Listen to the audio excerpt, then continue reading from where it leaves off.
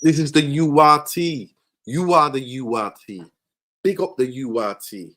Can you all hear me, the URT? Smash a like for the URT. Welcome back to the channel, URT. How are we all doing, people? Welcome, welcome, welcome, welcome. Can you hear me? King Sol, can you hear me? Jamie Wayne, can you hear me? Can you hear me loud and clear? Big up the masses, big up the people. Big up the masses and big up the people. Welcome back to United Real Therapy.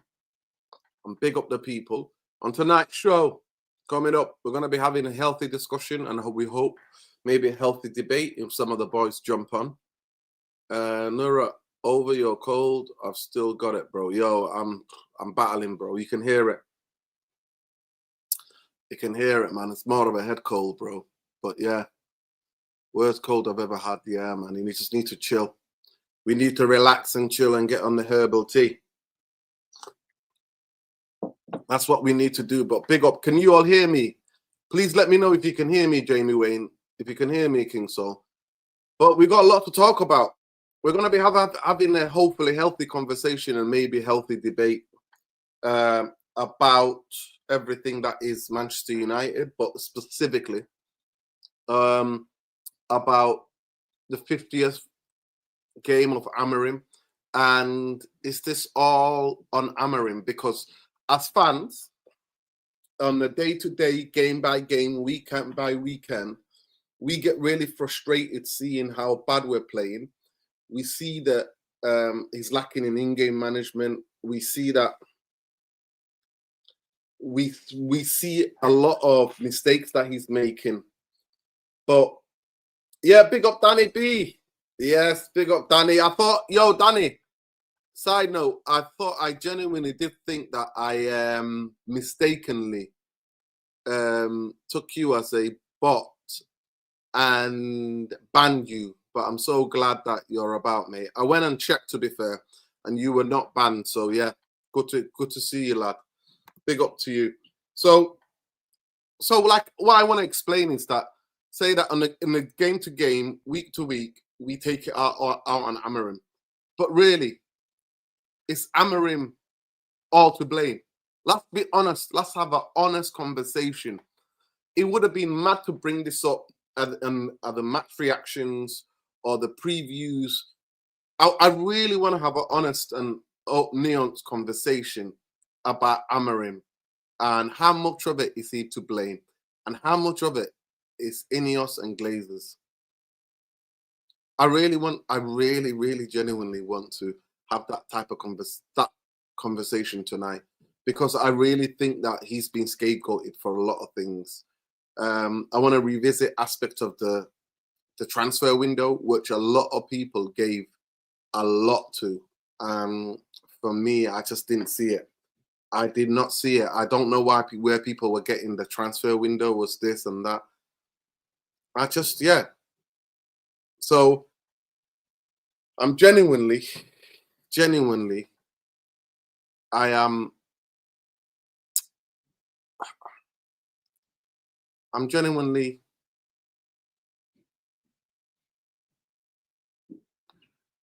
what's the word I'm looking for? I'm genuinely excited about the show tonight because there's not going to be no shouting, no screaming. It's going to be just about what's happened to this football club and where we are, where we find ourselves, where players are now wanting to leave. So, Manchester United is struggling. It's nearly 2 years of Ineos ownership. We're going to be talking about Maguire apparently not getting a new contract. I have to see it to believe it. Zirkzee wanted to go in January. That's not a big shock or surprise. And it won't be just be Zirkzee. It'll be a lot of different players. But yeah, let's give you a little intro and then we'll be back. Peace.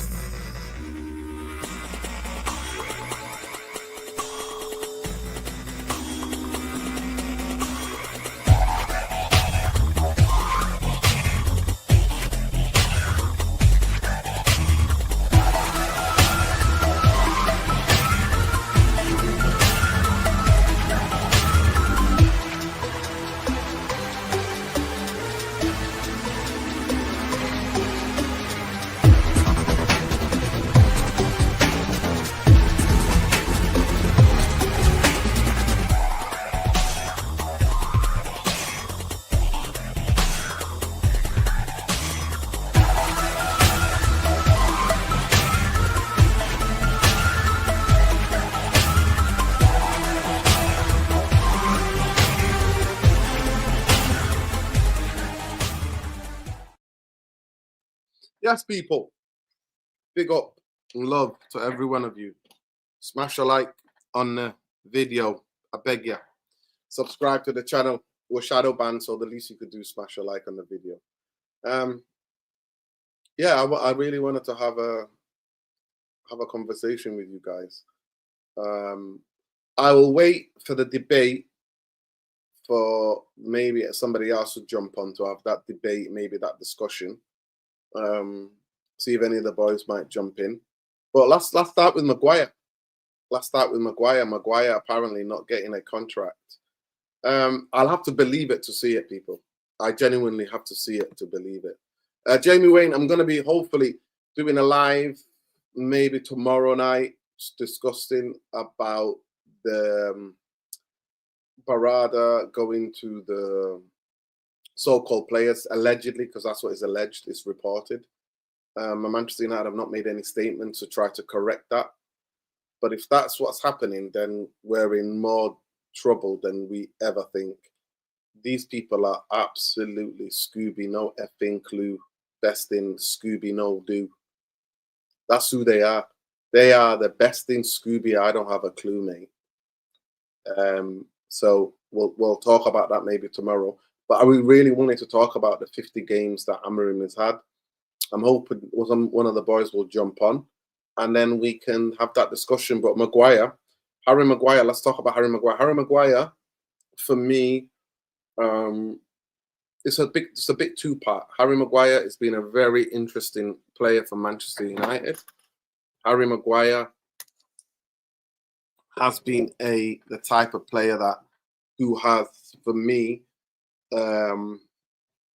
kind of split the fan base. But he's another one in it, like, because majority of us, I think it's the same thing with Amorim, as majority of us have been frustrated, incredibly frustrated. We have liked to have taken all our frustrations and anger on the different players, but for the money that he was bought, he's somebody that I never rated, and I told everybody and their nan he was not a Manchester United player.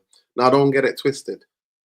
I don't know anybody we've signed that's been a Manchester United player, other than Leacher. I think Leacher, say whatever you want about Leacher, but he's a Manchester United player. There are certain players that we've signed who are Manchester United players, and Harry Maguire was never that guy. He was the great hype, and I never wanted him at the club. Never. Genuinely never wanted him at the football club. So he's somebody that I predicted. There's a video of me on Saeed TV from before we bought him telling Saeed that I don't think this guy is all that, and Manchester United should not be spending that amount of money. Now, saying that, he came in, I think he did his best. I don't know Harry Maguire personally. I don't know him personally. I do not know him personally. But I do know that he is just a footballer. He gets his head down. You don't see him, other than what happened on that Greek island, you don't really see him being in the headlines for the wrong reasons. He seems to be a professional. So yeah, there's things that I like to admire about Harry Maguire. But do I think that his time at Manchester United has been good and that he was the leader and the captain that Manchester United needed? No. Not because I don't think he is a great defender. I think he is a great defender for the likes of Everton, for the likes of Fulham, for the likes of Crystal Palace. He would be a really, really good captain and a good defender. And back in the day, Leicester, that's what we bought him. He was good there. But is he the next level to a club that is trying to challenge for trophies and to go, into that, try to win a league? Would you get Harry Maguire? No. But to be fair, have we been set up like in the last 10 years? Have we been set up like a Fulham, like a Crystal Palace, like a Leicester back in the day? Yes, we've been set up like that. We have. We've been set up like that. So, yeah, it is what it is. It is what it is. Harry Maguire has had all right career at Manchester United, but not for 80 million. I want Van Dijk kind of level of performances. I want some of the big centre halves in world football, and we didn't get it. I really think, yeah, he's not being. I think he was overhyped, and I think that we really saw him for what he was. Nuruddin, we need De Zerbi. We have never had an Italian before Xmas. If we defo get Baleba, he'll be strict enough to drop and sell Bruno, make talented players like Kobe Mainoo flourish. Yeah, he's doing great things at Marseille, bro. He's doing great things. If Marseille weren't doing that great, then maybe. But he's doing great things. He's doing a great project in Marseille. He is playing some really good football, and he's building a team there, and the fans love him. He said that. I mean, he came in and said, he showed them apparently an email or a paper or a letter or something, an email that was sent to him from Manchester United asking him to be United manager. And they asked him, you're just going to be first team coach. We're going to sign the players. And he said, no, I don't want to work in that model, because that's the model he had at Brighton. And at Brighton, when he took them into the Europa League, he asked for a bigger squad, and he asked for more player signings, that specific players that he identified. And then Leicester said, Brighton said, yo, just get on with it. Get on with it, mate. Don't tell us who signed, who not signed. You're just the first team coach. And that's what happened. Yeah. Yeah. I don't know what that news is about Donnarumma, but I know that he's one of the highest paid City players. And that's why Paris Saint-Germain didn't offer him the contract, and Chelsea stayed away from him. Other Italian clubs stayed away from him. But yeah, could have had Koulibaly instead of him, back at 75 million experience monster. But yeah, we didn't have that. So Harry Maguire, for me, I have to see it, because he is somebody who gets his head down. Like I said, he's a good lad. He's a professional. He trains properly. You know what I mean? He just doesn't have the talent to be bought for 80 million. And the guy who basically took the 80 million from us went to join Atlanta and took another 70-something million from us for a Rasmus.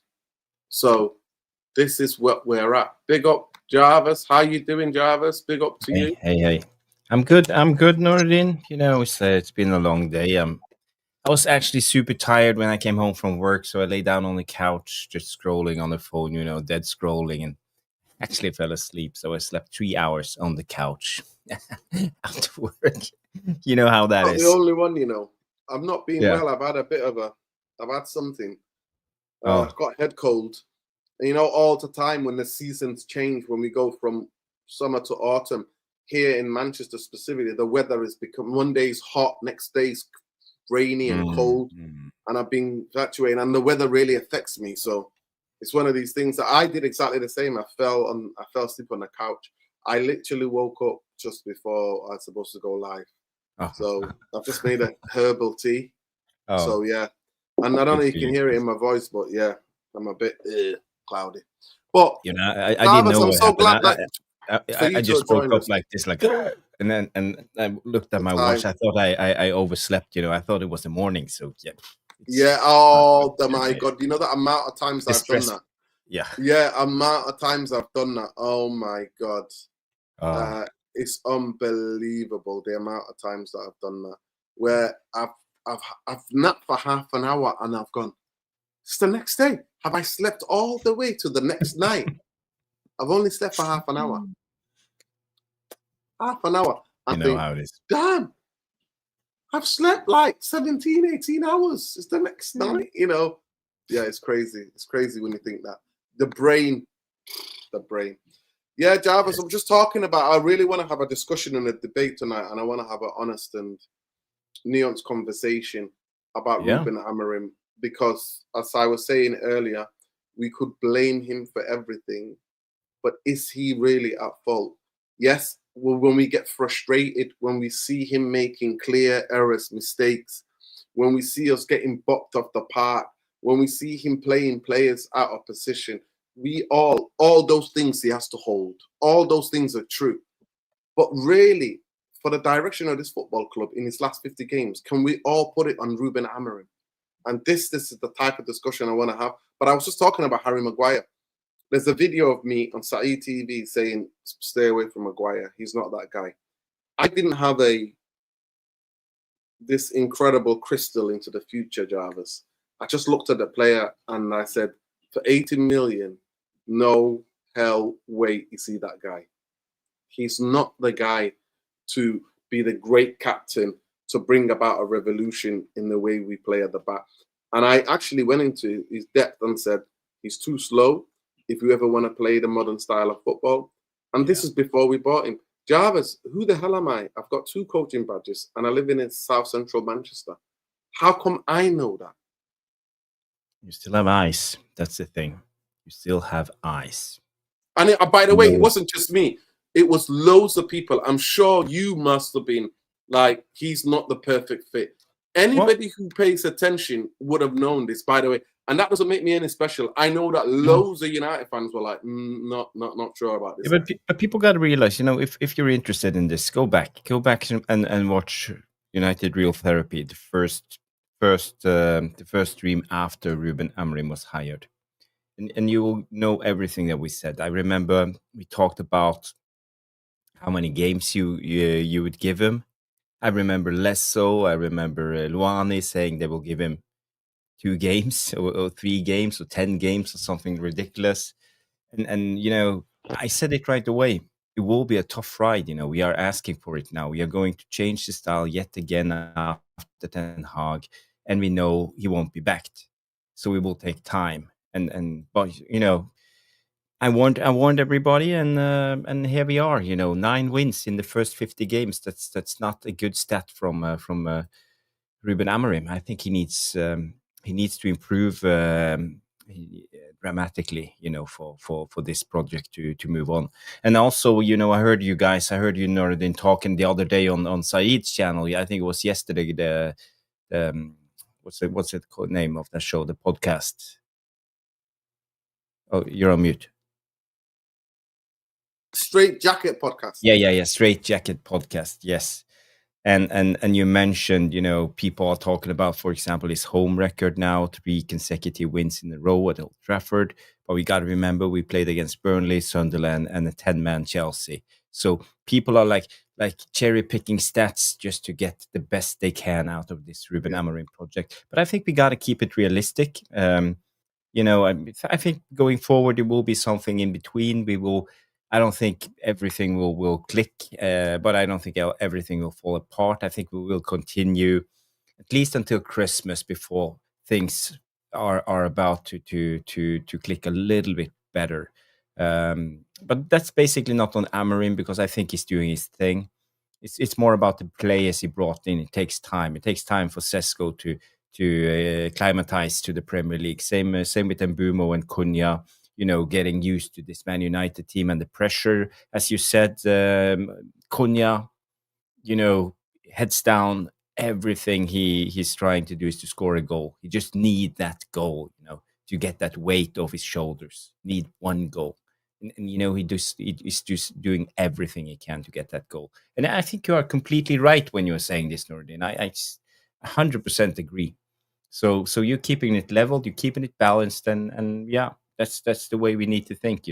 Not bigging up everything, and now is everything going to be okay just because we won 2-0 against Sunderland? No. But big up Ben. I hope you're well. Big up Ben. Big up Ben. Hope you're well. No, I genuinely, I don't know. I just say that I really want to have a conversation tonight, more of a nuanced conversation about Ruben Amorim, because I feel like in the midst of the battle, in the heat of the battle of match to match, we think everything is all his fault.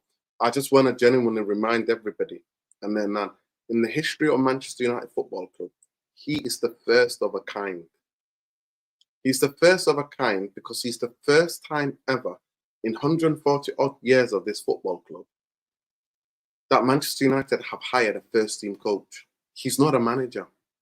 I just genuinely want to remind everybody and their nan and people at the back, he is the first time Ten Hag was a manager, Jose was a manager, Oli was a manager, Van Gaal was a manager. David Moyes was a manager. Ruben Amorim is the first of his ever kind because none of us ever believed in the Murta director of football BS. None of us bought any of that. Murta wasn't a director of football, or it wasn't the football.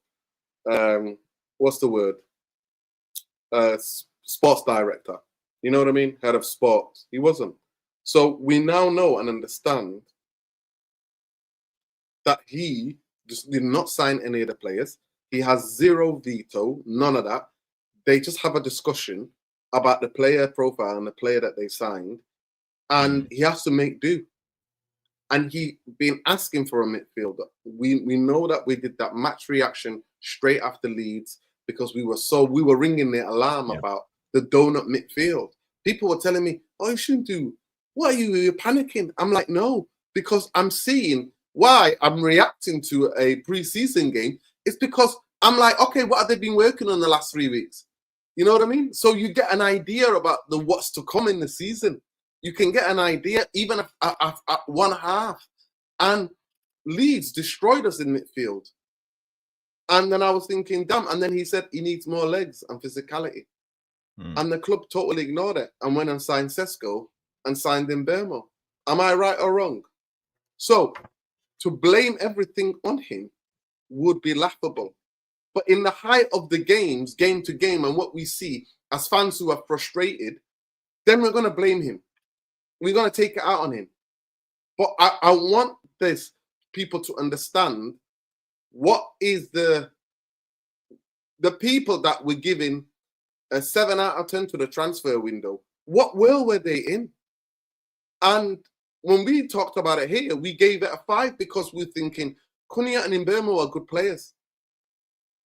We said we're going to need to find out about Sesko, but Cunha and Mbeumo were good players. So, Ben, we're having that nuanced conversation, which, to be fair, you're the only one of the people on this channel, and I think Jarvis is the other, who really have gone, no, we need to talk about Ineos and Glazers in their part to play. So I go to you in this. Amorim, in the midst of it, it's easy to blame. He's so easy to blame. Because that's what in the last 13 years, that's all we've done. We just blame the coaches. And he's actually first team coach. He's not the manager. He's the first team coach. Go on, Ben. Good evening, Jarvis. Good evening, Nerdin. Good evening to the panel. Sorry, to the chat. Make sure you like people and you know the drill, people. Subscribe. Also check out Tactical Devils too. Jarvis, cracking show last night, Jarvis. By the way, great to see Mick again. On the channel too. I like. I like as I used to call it back, like when I started watching you, Jarvis. The classic duo with Jarvis and Mick. But good show last night, Jarvis. I really enjoyed it. Yeah. Look, I mean, I remember Nerdin. I came on. Well, I went on the Sides channel, Fan Colin show, and I said to Side, I am one of probably the last ever Eric Ten Hag, inners like there is in the fan base right now, like a small percentage. And I said, Side said, well, what's holding you back? And I said, it's these Glazers. I just do not trust them. Any else coming in, I just hope. Now, this is before Sir Jim actually arrived and what his ideas and all that sort of was. So I said, I just believe, Side, that there's more to these players that meets the bigger picture in a way. And Side says, well, this club needs a coach. And I said, right, okay, right. So I said, let's go and get a coach. And I said, I guarantee you, Side, right now, with Bruno Fernandes in this team, with Dello in this team, with Maguire, with McDonald's in this team, I will be coming back to people and saying we'll be in the exact same situation or far worse. And what we've seen is, yes, a change. He's not a manager. He's a first team coach. People need to get their eyes tested because a manager and a first team coach is 2 different job specifications. One side is a manager. Obviously, he manages the whole team. Not only that, he manages the whole structure. He has a complete say on transfers and all that shit. First team coach only coaches the first team and sometimes coaches the youth academy, but that's all down to the technical director and all that sort of stuff. But back to my thing with regards to Ruben Amorim, yet again, I'm seeing it so many times, Nerd, I'm a huge fan of especially the Mandem Talk. I think it's the most comedy show ever, man. It's just the amount of like it's just too funny, man. But yet again, Nerd, and like they're just like it's just every show and like now it's not only just Mandem Talk. It's like every other channel apart from you and Jarvis that that they always speak about Ruben Amorim. They don't speak about Ineos and Glazers enough, and it just annoys me so much, man. Because I'm with Jarvis in this case. If you sack Ruben Amorim right now, and rightfully so, he deserves to be sacked. 100%, I will bet my whole life that if Eddie Howe comes in, Pep Guardiola, any of these top coaches came in, if we had a get out of jail free card, we would be in a worse situation, man, what we are. Because one, it's been 20 years, man. We've been suffering from this shit. Fergie was papering over the fucking cracks for so many years, and we were hidden. We were hidden from the skies. We didn't see the bigger picture until Fergie made that obviously, sad speech that he was obviously, leaving the club and not being our coach anymore. But I predicted it, man. And do you know what? I don't like. I want to be proven wrong. I was hoping Ineos coming in was going to take us the right direction. And people will say they have. What are you talking about with recruitment and stuff? It's not enough. It's not enough. I said from the start in June. I said Manchester United needs 7 starters, and what we've bought is technically three signings. I don't count Diego Leon as a signing. Yeah. That was a January signing. I don't count Le Mans as technically a signing. He's a youngster. If you're a big club, you go out and buy an experienced striker. You go by and buy an experienced goalkeeper. You go out and solve the midfield problems we've had in so long. Centre backs too. Our centre backs are so injury prone. So yet again, people always say, "Why are you defending Amorim?" You sound like you're Amorim and you're one of those Amorim fanboys. I'm not. If the Glazers weren't here or any of us weren't here, I'd beat Ruben Amorim out. No, not out. I would want him sacked right away. I would have sacked him at the end of the Europa League final, but I can't because I got to ask the question to the people in the chat and the whole world that's watching this. Is 20 years long enough? Is 20 years long? If it is, then what are we waiting for? What are we waiting for? Joel Glazer is 56 years of age. Avram Glazer is 64 years of age. In the United Kingdom, right, and in the United States, obviously people usually tend to retire at work and business around 75 to like 77 years of age. It's increased, so it has for the last few years. I genuinely do believe the Glazers are not going to be going anywhere. We're going to be seeing them for another 20 years. So that'll be bringing up to 40 years. I'd probably be near 50 for fuck's sake. So I got to ask the question to people, like, do you want to see Glazers stay for another 20 more years? If you don't, then why don't we join, reunite and focus on the bigger picture, the cancer of the club, which is the ownership and these vultures. Like I said, I always say Manchester United is cancer, right? It is cancer. The main tumor of where the cancer is Ineos and the Glazers, right? But Ruben Amorim is only like a fucking, like, how do I pronounce it? There's a wee fucking thing where you get like in cancer. It's basically Ruben Amorim is basically in a way radiotherapy. Radiotherapy doesn't solve the tumor, doesn't fix the tumor at all. Like you're still, the tumor's still going to be there. It's not going to be fixed. So that's how I see Ruben Amorim. He's there. We can easily get rid of him, but it's not fixing or healing the issue.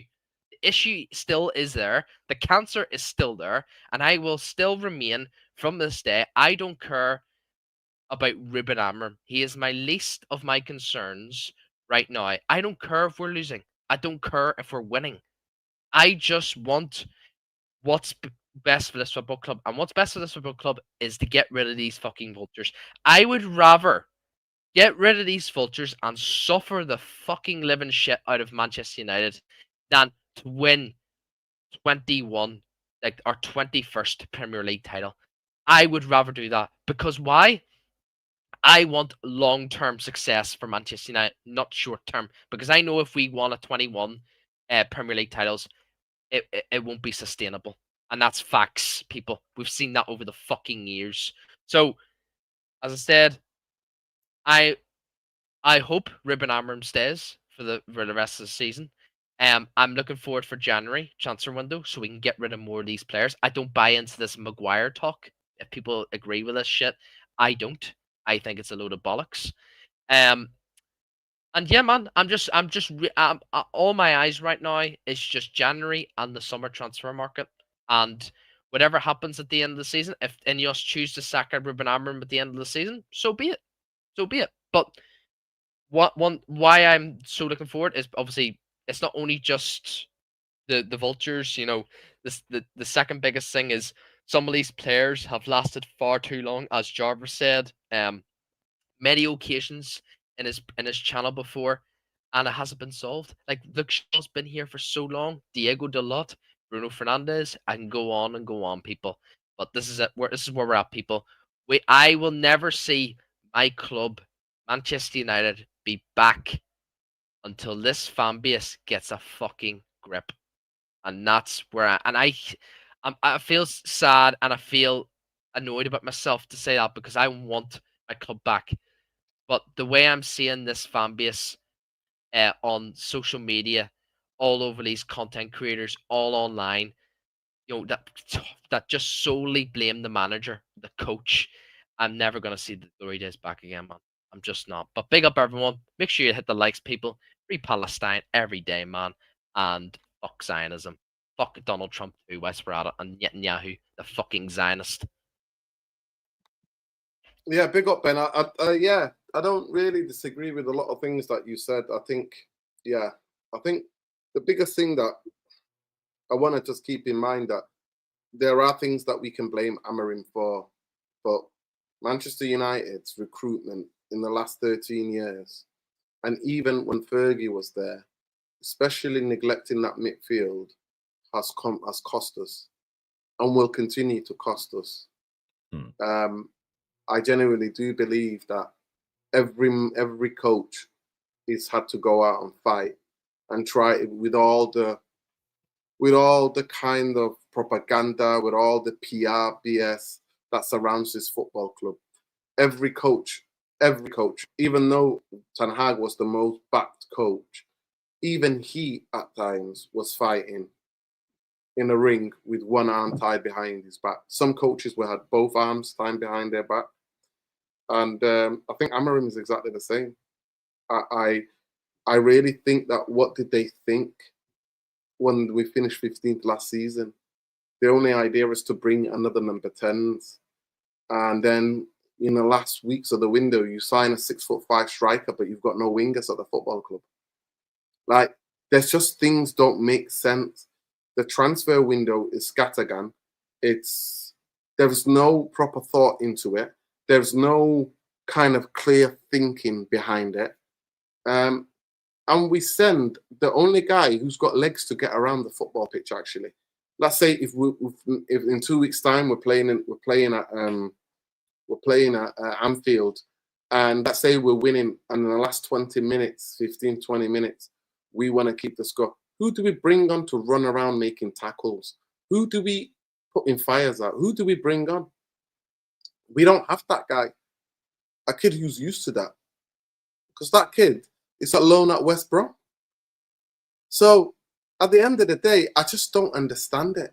I don't understand who's making the decision making. I think I've called into question the experience and the level of experience for him to be the sporting director of Jason Wilcox.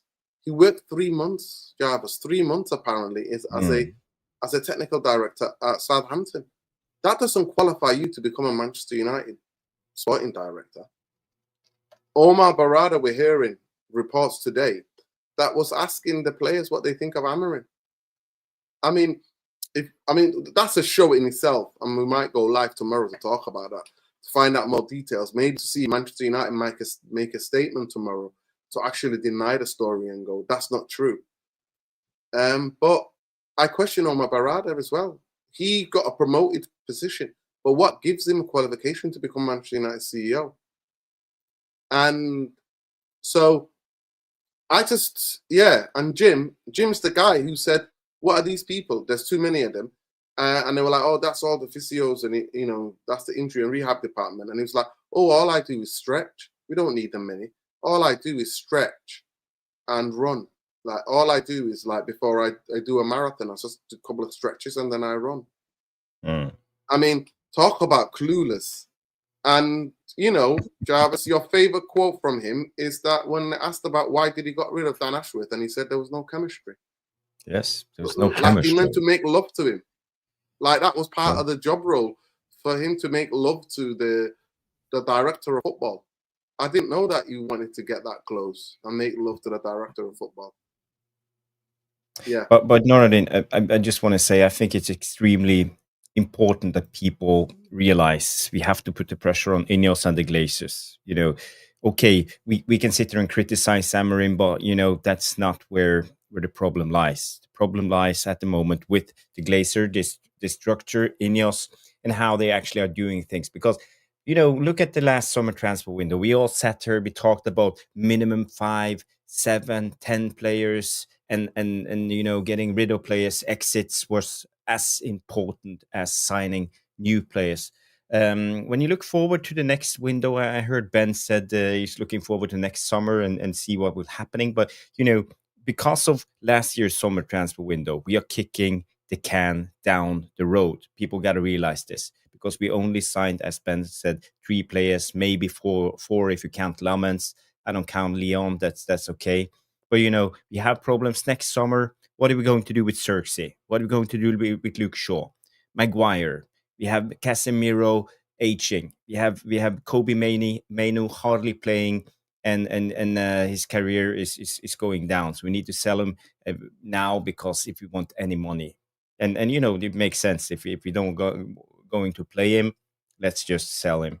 We have Bruno. What are we going to do with Bruno? Malacia is still here.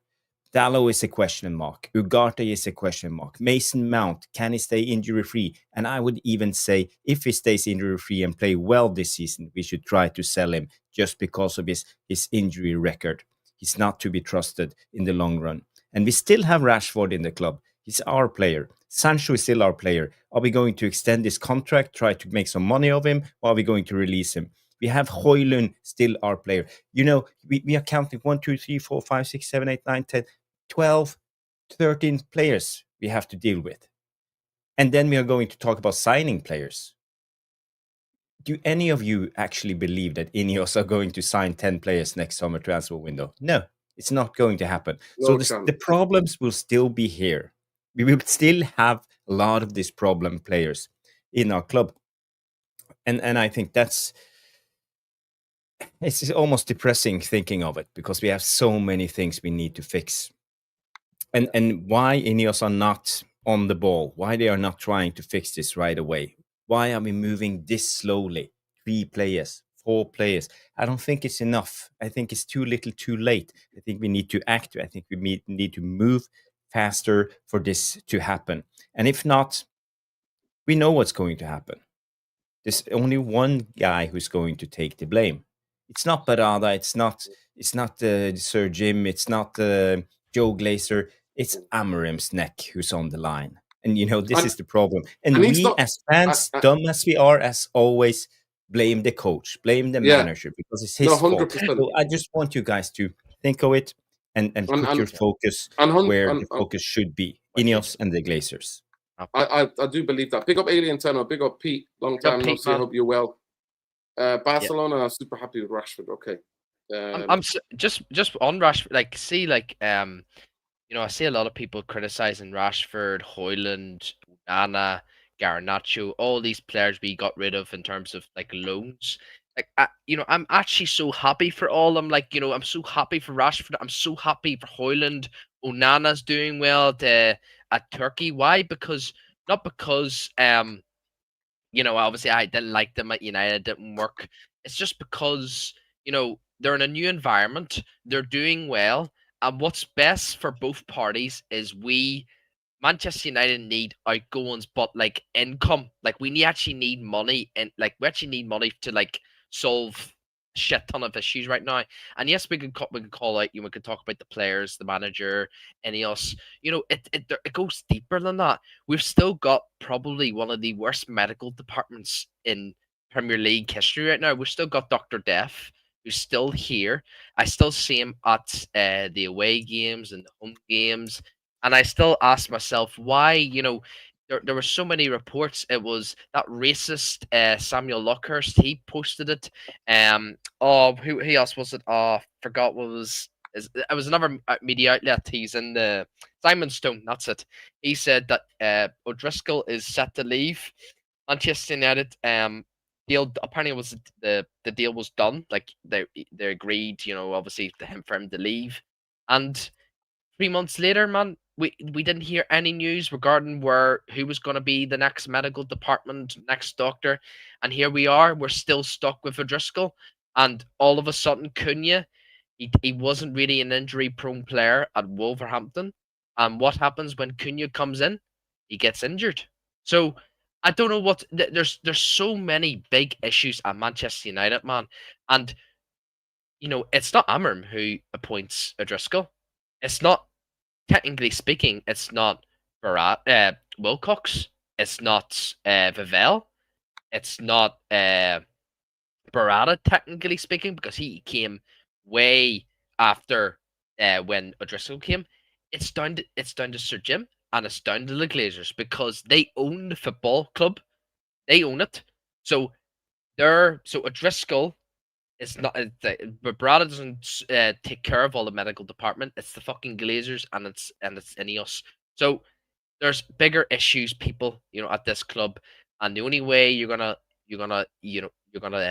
see progression is you go for the core of Manchester United, and that's the vultures and the owners. And I hope Hoyland keeps doing well at Napoli. I'm so happy for him. I hope Rashford does so well at Barca. Apparently, Barca, there was rumors out there that Barcelona might want to negotiate with Manchester United for the £25 million clause, which I'll be absolutely delighted for. Jadon Sancho, we haven't seen much of him at Aston Villa, but I just hope all these players that left on loan, I just hope they shine more because we just need money. We seriously need money, man. Like, I said it so many times. We're £1.2 billion in debt, and everyone's going to ask, where's the money going to go when the outgoings, we actually get money, into the club? We know where it's going to go. We know where it's going to go. They're going to invest some of it into the coach's squad, like the Manchester United squad, first team squad. But we all know that the biggest issue, and it was said in Sir Jim's interview with Gary Neville, the Glazers took £300 million of dividends out of the club. And people say in life, people take dividends out of businesses. But the biggest thing, and I will always stand by this, Manchester United and any other football club for the owners. The owners don't own the club. The fans own the club. And when it comes to dividends, no club, no owner should be taking out dividends for a football club. Any other business, whether it's a chicken business, fish business, anything else, like anything related, a supermarket business, feel free. But when it comes to sport, any sport, like in Formula One or any of that, or rugby, that shouldn't be happening. But at the end of the day, fans own their club, not the owners. That's how I say it. Fans own football. They are everything.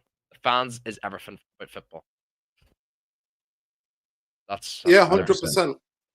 Yeah, I think that you do. I think, yeah, I just, everywhere you look at it, I like to separate things in it. So I like to think that Is the coach making the right decisions? Is he doing the in-game management right? Is his substitutions right? Is he having tactical effects on football games? But for me, we said it. He's 40-year-old. He was when he joined us. I think he wasn't even 40. I think he turned 40 since he's been at United.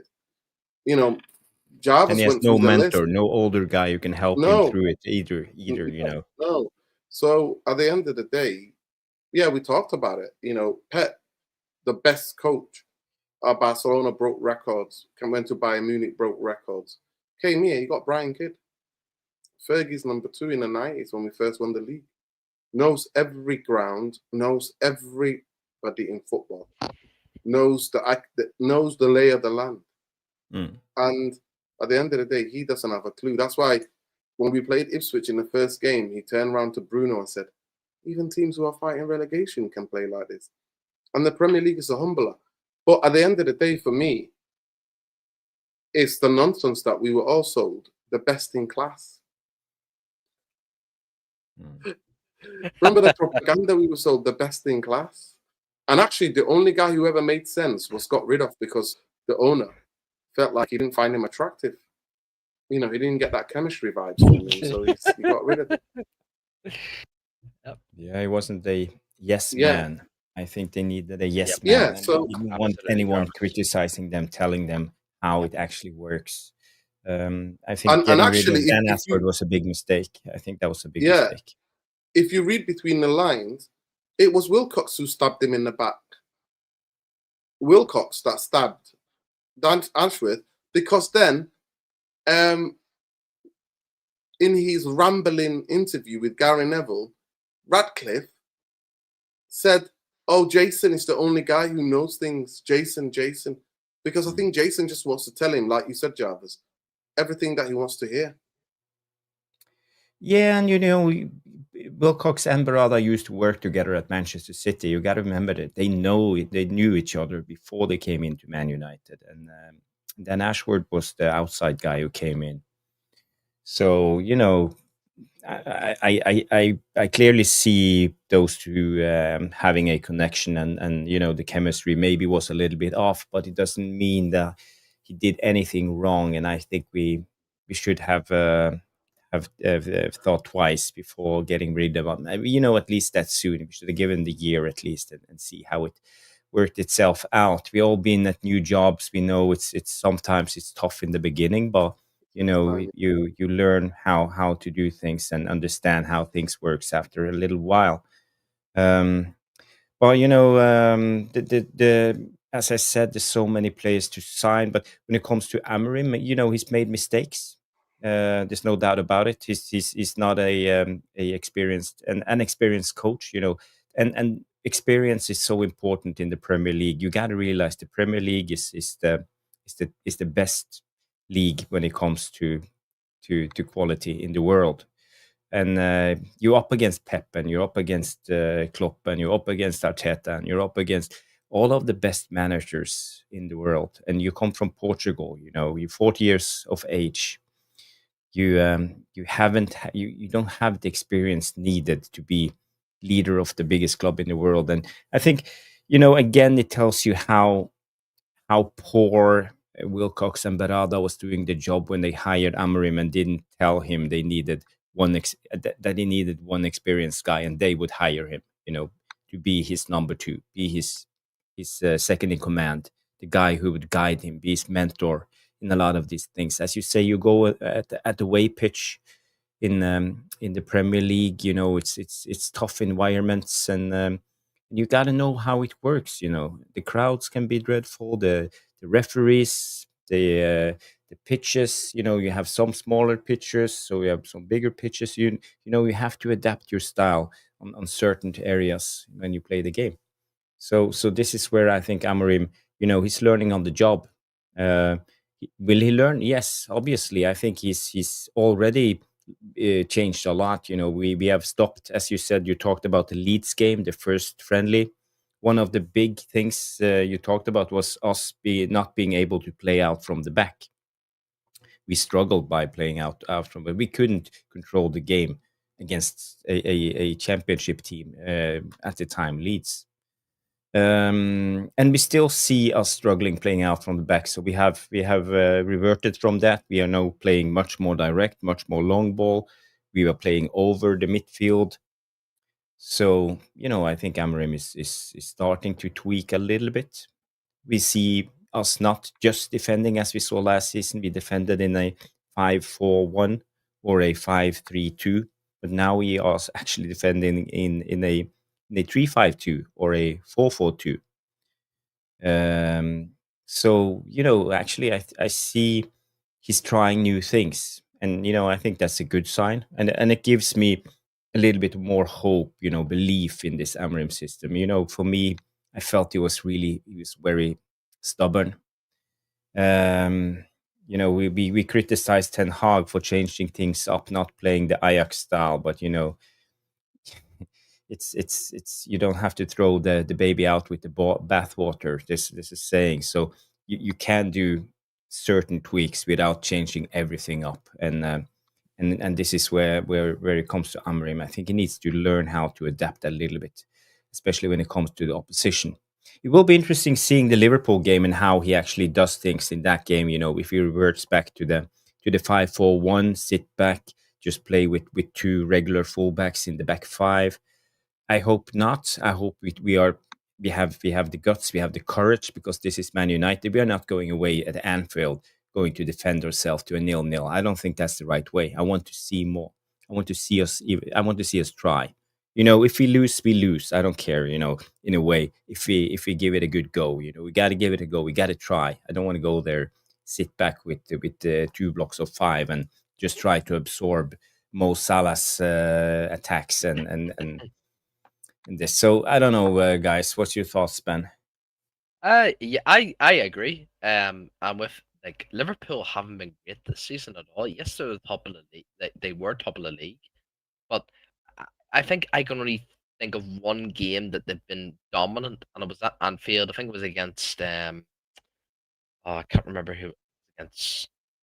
It was a home game, anyways, but it was just dominant. But the rest of the games they haven't been great at all, and like I think the whole Premier League this season, it's been a drop off completely. Like I don't think no team has really shined. Probably Crystal Palace have been good, and probably Arsenal, but no other team has shined really. Like apart from them two teams, like even Spurs dropped off a wee bit. But I agree, Jarvis. I think Amram has to take the game to Liverpool, like take it to the crowd. We know what the crowd's always like at Anfield. It's very hostile.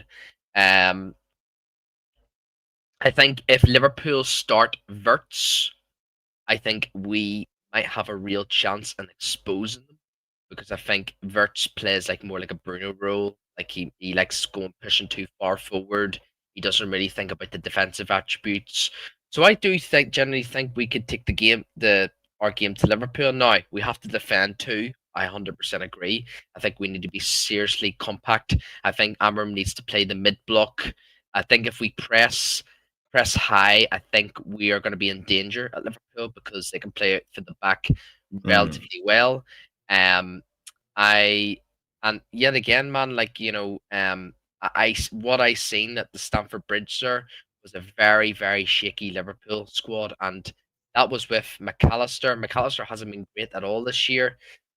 That was with Szoboszlai, who was sitting in the advanced eight, and then we got Gravenberg.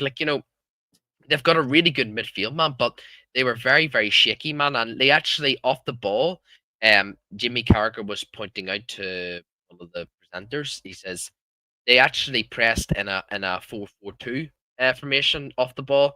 Szoboszlai was actually up with Ikitike, and then Salah and Gapco were dropping back in the four, obviously in the forward midfield.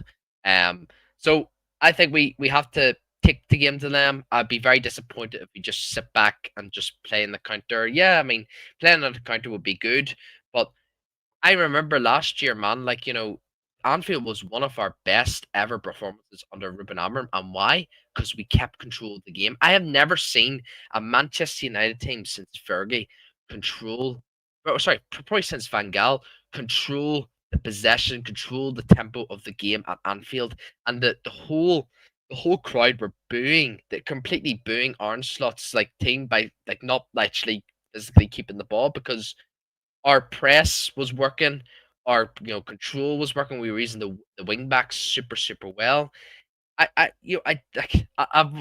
The thing is, everyone kept saying to me, when you be positive about Man United, like we can actually get a result at Anfield, it goes tits up. But I actually said we are going to lose to Sunderland, and we won. I said we are going to lose to Chelsea when I was over with Mrs. for our anniversary. We won. So I don't know. I'm in this kind of wee bit a weird groove. But do I think we can take the game to Liverpool if they start Verts? Absolutely. If they don't start Verts, I'm very worried. I really am worried, because Szoboszlai, Gravenberg, and McAllister, no matter what everyone thinks of them three, they're just absolutely properly balanced midfielders, and they would do the dirty work. They would work their socks off. So let's take it to them, and we'll go from there. What do you think, Nerdin? What do you think? Do you think Amorim should take the game to Liverpool, or do you think we should just sit back and let them have the ball? No, I mean, it's going to be very interesting. Like I said, it was his best performance as a Manchester United coach. Even though we beat City, I enjoyed the Liverpool game, and I think you perfectly described it, Ben. I enjoyed it. I've never seen Manchester United, like you said, be that comfortable. And actually, we should have won it if we had a striker who could finish. Maguire last second. That would have been. I think he would have been a cult hero for life. I think he would have scored that. But he didn't. Unfortunately, he didn't, and it was what it was. But yeah, I mean, that game's going to take care of itself. It's the biggest game in English football, regardless where we are in the league. You know what I mean? Where they are in the league table, where we are in the league table, it's the biggest game in English football, and it will always remain so. So that game will take care of itself. The main thing I really wanted to discuss is that, do you see anything, any communication, anything that gives you faith about Ineos changing, Ineos understanding where they are? We're coming up to now 2 years of them being in charge of the football operations, but we also see Joe Glazer, and nothing gets sold without Joe Glazer. Nothing. Joe Glazer is literally in the hierarchy. In the new hierarchy, it's Jim, Joe Glazer, and the football structure underneath him. We're hearing that a lot more people are leaving. And I don't know, I mean, I'm going to do a video about it sometime this week.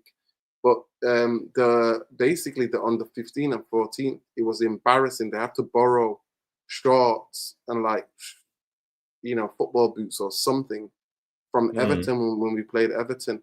And how that is hitting hard now, because when you sacked everybody, you got rid of so many people. Who's doing their jobs? So the idea for me, I just look at, I think, where is the future? Is there any future in Manchester United in terms of Glazer in its ownership, other than waiting for that big clown tent to be built?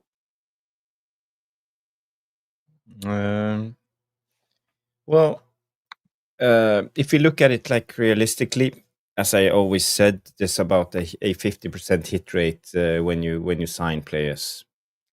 And when you look at Ineos and what players they have signed, if you look at last season, for example, we signed Masraoui and we signed De Ligt. I would say both of them is classified as hits. We signed Xerxes. Was that last season? Yeah, I believe it was last summer. Yeah, I think we can classify him as a flop. He's not a successful player. Who else did we sign? But I did the math. I think 3 of the signings is a hit and 2 of them is a flop.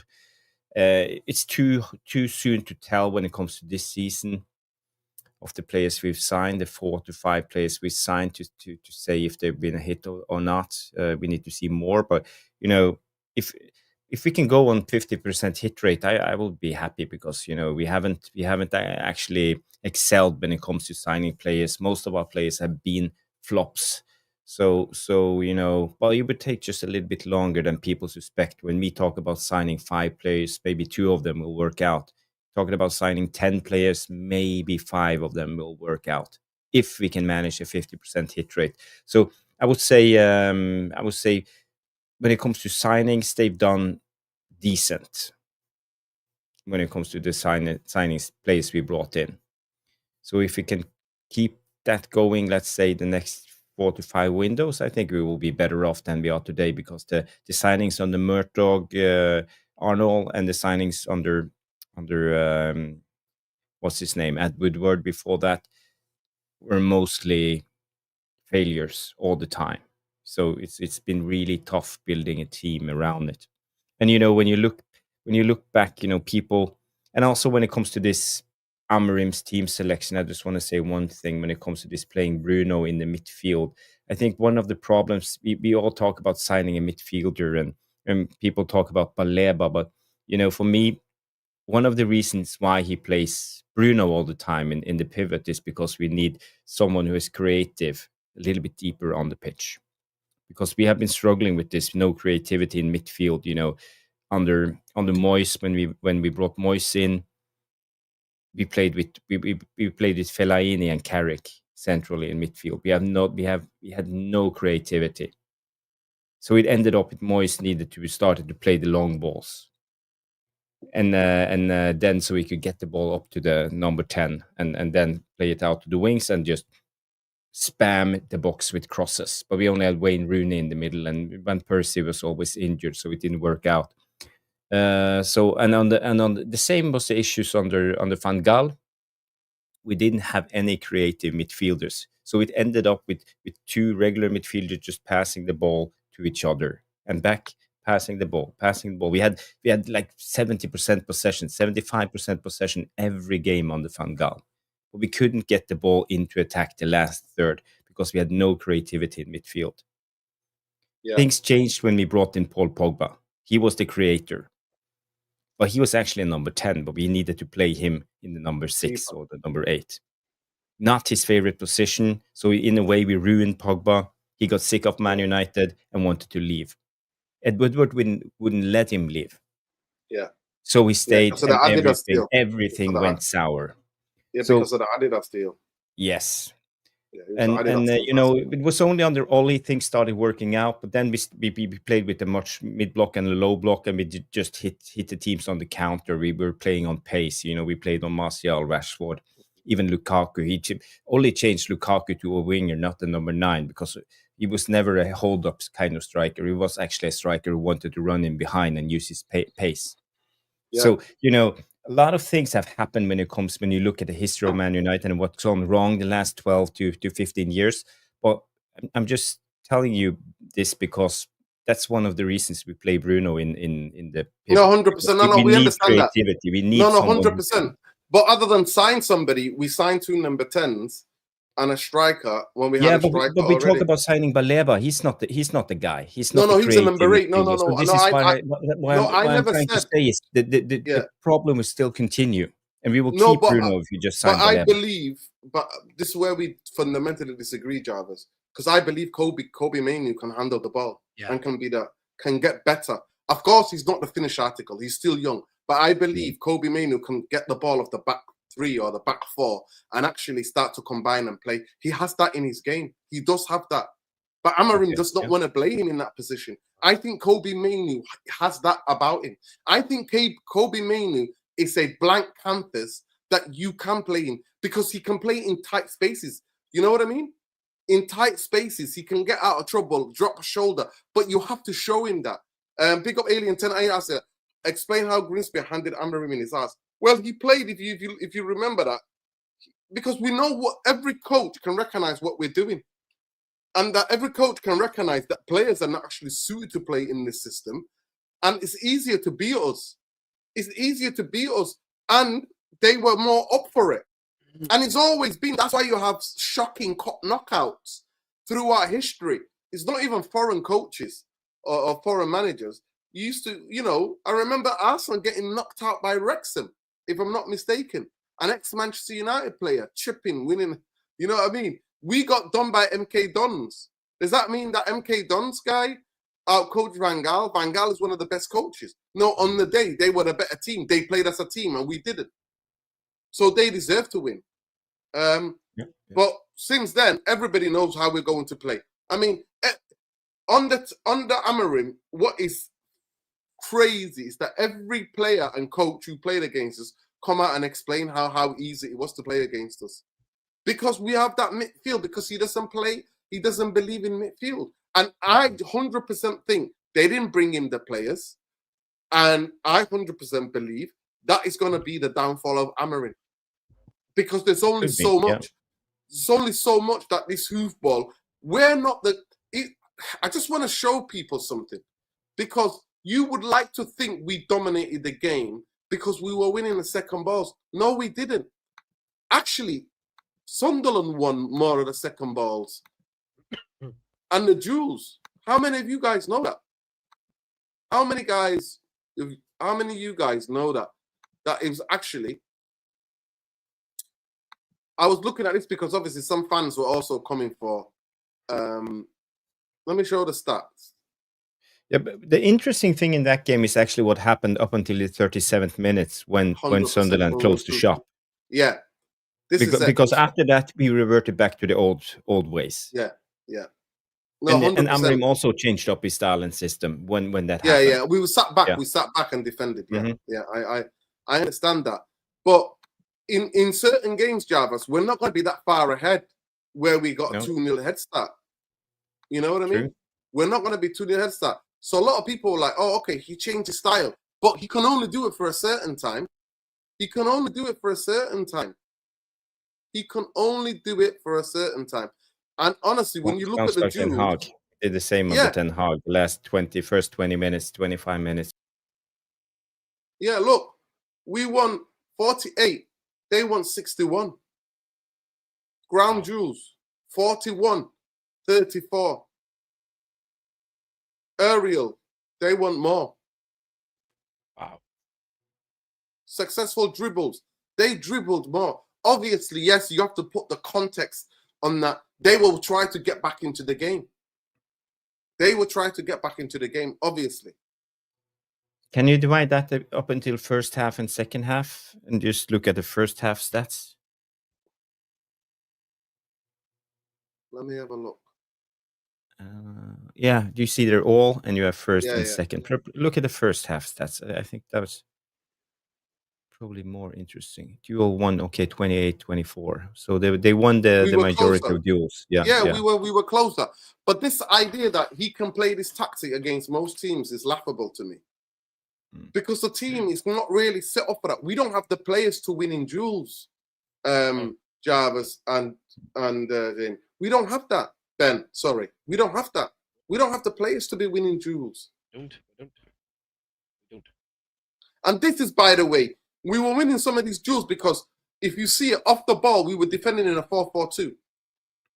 Actually, we were defending in a 5-4-1-1 if you want to believe, because it wasn't in Burma. Wasn't at times he was up there with Sesko, but our Mount was definitely dropping. Yeah. Mount was definitely dropping.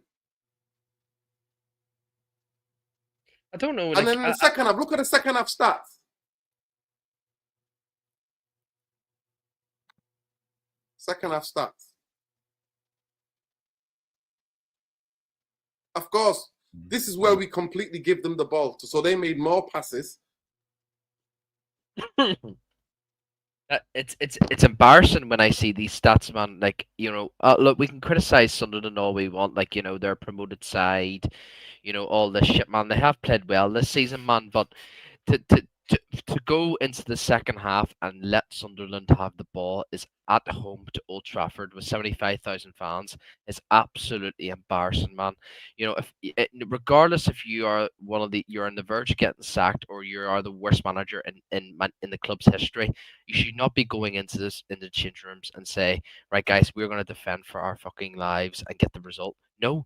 2-0 is the worst score in modern day in football. It is the worst score. Every time when I coached that one game there with the seconds, I said we were up 2-0 and I said, guys, remember, it's not 2-0, it's not 1-0, it's 0-0. Everyone needs to have in their heads it's 0-0. play like it's 0-0. No one has scored. Have that mentality of going for more goals. Like, this is what we've struggled over these last 10 years, man. We haven't came out and killed off games so early, man. This is what Amorim just needs to improve on. And yes, this is one of his biggest criticism.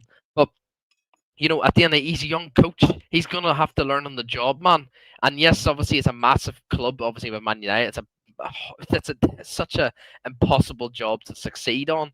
But at the end of the day, that should be your actual bare minimum, is to encourage your players to go out and score more goals, put a performance in, like in both halves, regardless of the score, man. But you know what it is? It's not only just with Amorim's tactics. I genuinely do believe it should be the captain's demand too. The captain is also on the pitch and demanding what we need to do on the ball or off the ball. Bruno should be getting into every single one of these players and telling them to come on, let's attack, let's attack, let's attack. This is why I don't know whether you heard it, Nerd. I did hear a wee bit on Sky, that the some of the fans were actually saying attack, attack, attack, attack, attack. Like, that's not what you want to hear. I was there. That's not what you want to hear at Old Trafford, man. That's not what you want to hear. And it's down to Amorim, and it's also down to the captain. I'm not letting off only solely blaming on Amorim. It's the captain too. Roy Keane, if he was captain of this club, he'd be going out to every single one of them players and say, right, lads, let's fucking bury them. Let's take it to them. Let's actually score more and more. Let's encourage ourselves to score more goals, because it builds momentum. It also builds momentum for Le Mans, because it was Le Mans' debut. And, if Le Mans would be going in there absolutely smiling if we were winning 4 or 5-0, if we won the game 4 or 5-0, he'd be absolutely saying, okay, let's take it to Anfield and actually let's put a good performance. We got a clean sheet on my debut, so let's take it to Anfield, man. So, it's both sides of Amorim's shit in-game management, and also Bruno, how much Bruno is awful and detrimental to this team for his captaincy. Hence why every single player on that pitch looks depressed, looks so down all the time. The mentality of this squad is just down the drain. Yeah. And no show was ever going to go without Ben getting putting a knife in Bruno. No, but I'm joking with you. I know. You explained it. I'm just teasing you. Yeah, I think the last time we won was Juanfield. I think it was Juanfield. I don't remember us winning there since Juanfield. And I think that's nearly 8 years ago, 9 years ago, if I'm not mistaken. How long ago was that? It must be at least... Yeah, well, it was 7? No, it would not be 7. No, Van Gaal. Was it Van Gaal's second season? Oh, no, then it was 8. It was 8. Yeah. Because 7, I think, was when Jose came in. Yeah, we've not won there. We've been battered there. We got a couple of draws with Jose, I think. And then we got smashed before he got sacked near that Christmas. Remember that Christmas? Yep. People, we've still not got 100 likes on the video. I don't know what to tell you. The channel is shadow banned. They don't want us to be basically talking about Palestine. The least you could do is like the fucking video, people. Come on, people. Just like the video. I'm not asking you to be a member. I'm not asking you anything. Just like the video. Help us fight. Dino, you see my boys, Simmons at Spurs. Oh, yeah. Every time I see Simmons, I think about you, Alien Tenno. Every time I see Xavi Simmons, I'm like, there's his boy. He's doing fantastic. He's doing really good. Yeah, he's a good player. I actually think Spurs have had a better transfer window than us. Actually, all their transfer window makes sense. They've really thought about the positioning on these players that they've got. Yep, well said. Yeah. Noradin, I have a question I want to bring up. By the way, somebody's got a question for you. Windy, what did you mean by you asked Jarvis a question about an example about something? Yeah, but I don't know what you were asking him. Oh, you talked about pressure pressure on Cunha, probably. Yeah. Well, I broke it down. I spoke about it. It's because he was good against Arsenal. He was good against Fulham. Got injured against Burnley, and all of a sudden, Mason Mount is the player that the coach prefers because what it does, Mason Mount does, he papers over the cracks of Amorim's tactics in the midfield. He helps out when we lose the ball. He does. And he works back a little bit. I think you could ask Cunha to work back, but Mason Mount, people love him because he does. He's one of the best footballers in world football, taking on coach's instructions. He's super bright at what the coach is asking him to do. And he's feeling the pressure that he basically wants to score so that he can be in that team. And what I saw against Sunderland on Saturday, as soon as he came on, any opportunity to run with the ball and to take it and have a shot, he's not even looking at Mbemo, he's not looking at Sesko, he's not looking at Dogu, he's just going to go. And because he wants to get that goal. And he feels as though he doesn't want to be a sub because he wants to play for Brazil as well. So that's going to be very interesting to see what happens, who starts against Liverpool. Yeah. And also when it comes to Cunha, when because of this pressure, they are professional football. I just want to answer this. They get paid the king's ransom, so they shouldn't feel the pressure. They should just go and express themselves and play football. But it's not how it actually works. And you see now, I feel that the Cunha is actually forcing it. He's trying to force it. He's not loose, he's not relaxed when he's on the ball. So this is how I agree with what Noradin said. I think he feels the pressure. Yeah. Windy's asking, was the team under Jose better than the team we have now? 100%. Are you kidding me? I agree. Of course we were. Of course we were. That's why we finished the high. 81 points, points. Win rate 57.5. Yeah. Something. One of the highest, Yeah, by an absolute mile. And he was actually playing defensive football, if you remember. He was. Remember, for a while he will let the boys go and play. But I think as soon as Louis Faria left, Jose got found out. Yes. But the problem on the Jose was again, I think we lacked. Sorry, Bent. Go ahead. I'm just going to say the problem, we lacked both creativity in midfield and 100%. we also lacked the pace in behind. We played Martial and Rashford on one the side. left side, but we had Zlatan up top. He had no pace to run in behind, so we were quite easy to defend on against. But we know that Jose, he closed shop a lot of the time, so we ended up with a lot of draws. I think the season we came in second. I think we had 15 draws that season with 81 points. So again, we had problems. We struggled. We struggled to create. Mainly, I think it's because he just tried to do his best with the players we had, but I lost my hair. I lost my hair because of Jose football. I'm not going to lie to you guys. Yeah. I swear to you. I've seen those videos. Say it again? I seen those videos. I lost my hair. They're the back in the day. I just couldn't believe what I was watching. You were like the United Strand guy. You had like the huge... I had a huge afro. Curly afro. Sorry, go on. Carry on. And I was going into the games in the Jose, and some of the stuff that I was seeing, I'll never forget. There was a game that stuck out. I think it might have been Crystal Palace, but it was the last 15 minutes, and we were all singing attack, attack, attack, attack, attack, attack. And I was sat right opposite the dugout, and Scott McTominay had the ball, and United fans were like, come on. I think it was Valencia, Antonio Valencia was running down as the right back, on the side.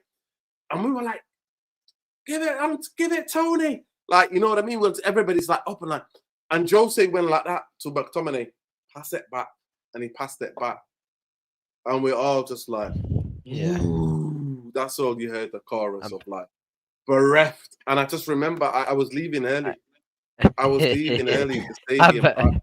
But the problem on the Jose was actually because we played Pogba in the pivot. And Pogba liked to wander off being offensive. So we only had one. Exactly what we're seeing with Bruno. But we only had one defensive midfielder at that time. So Jose, we know he likes his defensive. So he didn't allow Valencia, and I think it was it Daley Blind who played on the left side? Was always injured. So he didn't allow his fullbacks to bomb. We always had the solid back four and one midfielder. So we couldn't make it work with Jose when it comes to attacking football, at least with the team he had at that time. But he did really well when it comes to results. And maybe we were a little bit too quick to give him the sack. Yeah, the only time big up nerd. That's a lovely. Big that's up. the highlight of the stream, people. That's the highlight. I think we might have a Zionist in our midst, so I'm showing him the flag. And yeah, and just before I go into like what I was going to say there, the amount of people I've seen on social media saying, "Oh, today marks the day of the Hamas," but don't even go there. Unbelievable, man. Piss off, man.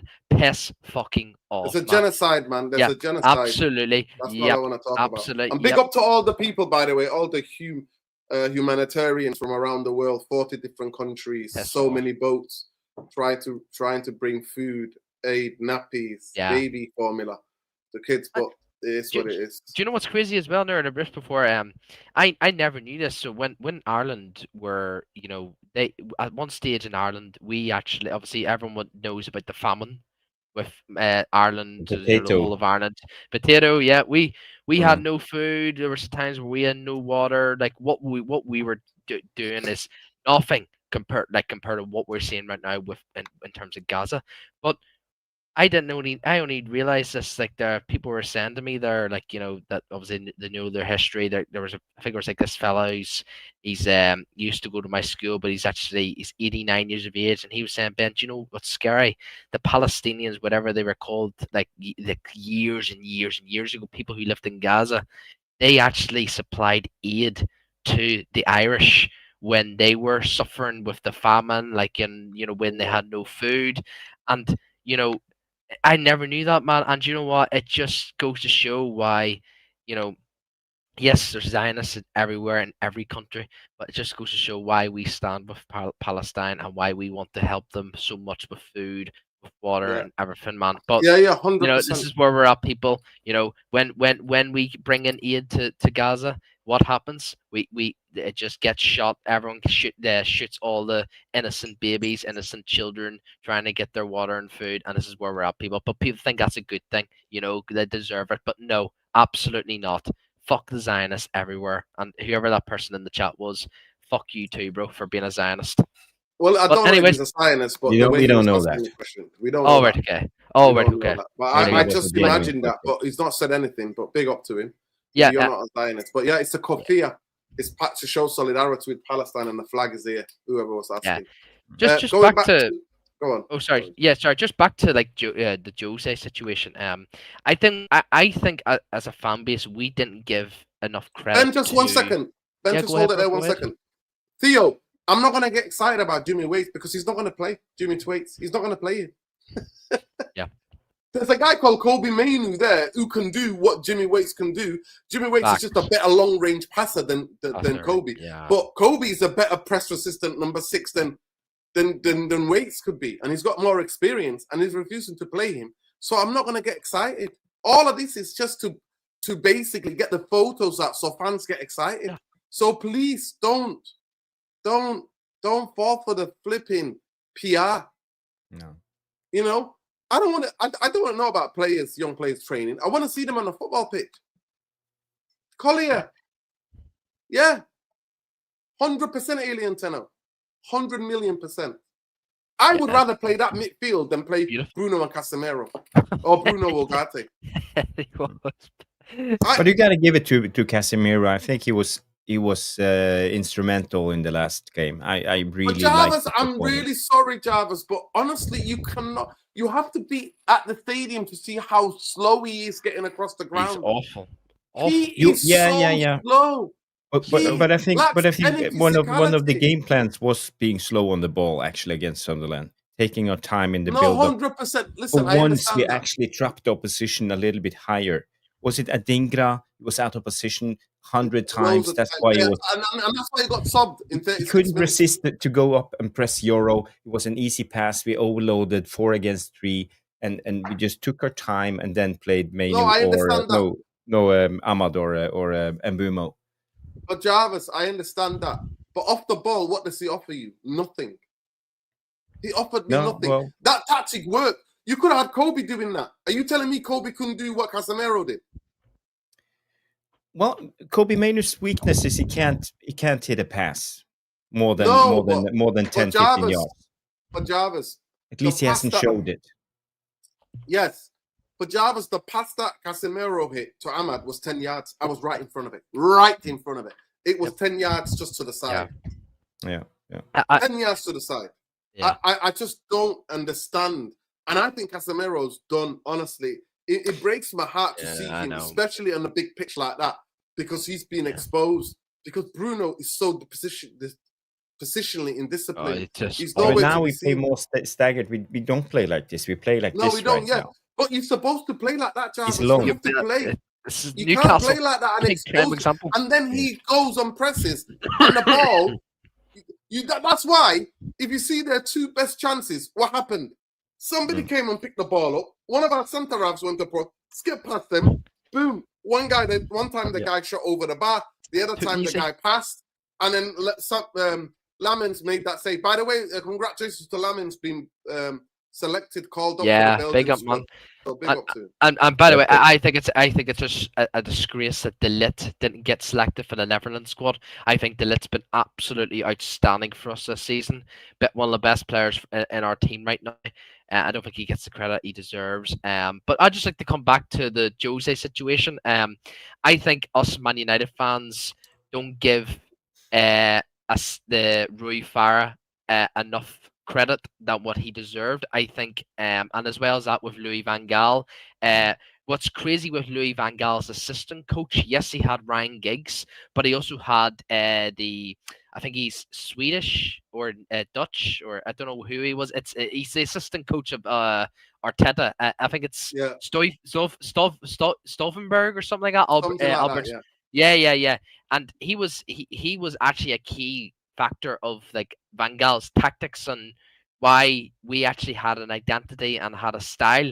And look what he's done to Arsenal. Yes, Arteta's done well for Arsenal, but I think him being with Arteta has helped him so much and learnt off Van Gaal, Roy Farah. As soon as he left, Jose just went down and down and down. We got so much worse. And I said it back in the day. I said, once Rui Farah, whatever you call him, apologies if I'm pronouncing it wrong. Once he leaves the club, you're gonna see a worse Man United team than yes. Jose's football was awful. It was dreadful, but at least he gave me some spark and some light that we could do something like each season. Rui Farah, because his tactics, his coaching style of play, like all this shit. It actually helped the players a lot. Like it actually allowed Pogba to be more to have more freedom. But I've never seen Pogba have much freedom in my life since probably the only time he's ever had freedom was probably those 13 games that Ollie took control of interim manager. And look what happened. We won. He's scored a lot of goals. We won 11 games in a row with Ollie and drew twice. And look what happened. And look, all of a sudden, yes, I can't believe I'm bringing it back. We then obviously had the horrible injuries with Ander Herrera, with Matic, and with Pogba too. And then all of a sudden, we bring in the Portuguese Magnifico, and he was then the number 10. Pogba then dropped down to the number 8. And look what happened, people. We all thought that Pogba and Bruno were going to work out so well together. I said it's going to be an absolute disaster. And look what happened, people. It was unbalanced as fuck. Yeah, and but I don't know if you know what happened under Oli straight when he came in as an interim. He actually played under Herrera in the 10 and Pogba in the 8. Yeah, so there was every time we build up from the back, Pogba was on the receiving end. Then Herrera dropped down and Pogba moved up. So they had something going on, some interchanging. It was beautiful. That was actually quite clever from Oli, I have to say. Yeah.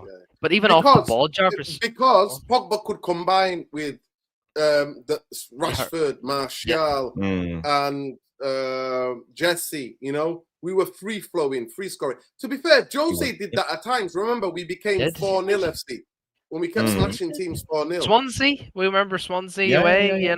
In the cups, especially Europa League, and But it was crazy, man. Like what I seen like off the ball, like with them three midfielders, it was just a breath of fresh air. I've never seen that since the glory days of Carrick, with Scholes. Like it was just unbelievable. Matic, this is why people, I just didn't like any of the fans who constantly blame Matic for a lot of like our slow tempo of the game. Like Matic was just he just knew when to speed up the game. He knew when to slow down the It game. was two. He It was was 2 years phenomenal. too late. He came It to was, United two it years was, too it late. was, man. But he was still a decent player, though, Nuridan. He Yeah. still really, he did his job right. What he did off the ball was phenomenal. And yes, Mason Mount, people criticize Mason Mount what he does on the ball, but see, off the ball, he's actually helped us so much, man. Because this is why what Amorim said in the press conference. He sees Mason Mount not as a 10, not as a winger. He sees Mason Mount as a midfielder because he actually drops back into the midfield and helps the midfield. That's what I want with these number 10s. They need to drop back and help the midfield out, man. This is what we've been missing for so many years. What we're seeing now with the double Especially with pivot. Bruno. Yeah, what we're seeing now with the double pivot. Are you seriously going to tell me that if we moved to a forward to back 4-2-3-1, it's still going to be a double pivot? We're not going to see any change unless we have a flat three midfield. None of this like number 10, any of that. I just want a flat three midfield. No more like double pivot anymore. I want a triple pivot in a way. What Newcastle do, what Spurs do. Spurs have been absolutely phenomenal. Like, yes, they've been off wee bit, slightly off form recently, but their midfield's just so balanced. Same with Paris Saint-Germain, the big teams like Vitinha, Neves, Ruiz. Like these are teams are just it's their in the pudding to tell you that these big teams and these smaller teams like Brighton, like Newcastle, like all these teams, this is the way to go, and this will help you win major trophies, is having a compatible three-man midfield that just help, like you said, Jarvis, and with obviously with Herrera and Pogba, they link up together. Like one pushes up together, one pushes up, one pushes back. Like to do they're doing both their jobs right. Whereas Matic is just doing basically everyone's Yeah, job just right because patrolling the shield in front of the centre exactly back, this is what we need, and this is from why side to Ollie side. was One second, he, one second, Ben. I just want to answer this go guy. ahead, bro. Go How ahead. come Go ahead. you and Saeed blanked my Instagram DM? I sent you last Sunday. Both of you met me in October 2000 outside Old Trafford. I'm the one with the physical disability. Remember my left side. What did I do wrong? You didn't do anything wrong. I have not got any DMs from you. I don't check Instagram that much. And Saeed gets about 100 Instagram DMs a day. I'm not gonna lie to you. He just checking it. It takes him hours to check the messages. But yeah, there's not a problem, my friend. Not a problem. I'm more on actually X than I am on Instagram. But yeah, love and respect always. Big up. Yeah, guys, we can be here all day and night for talking about this. Big up Tammy says, I'm very surprised you haven't tried Mount in the pivot and moving Bruno. I actually think Mount could play the role as well. We did. We did one game, didn't we? We did. Yeah, the physicality, though, I worry though. It's the Is it He physicality. hasn't got. No, he Yeah, hasn't got physicality. he's got more tenacious than he's got more bite, but Yeah. he gives away way too many free kicks and he gets too many yellow cards. Facts, I agree. Yeah, I really think he's the type of player. You know, when in any team that you've always played on, you know the guy who's not physical. He's not a big size, but he's quite tenacious.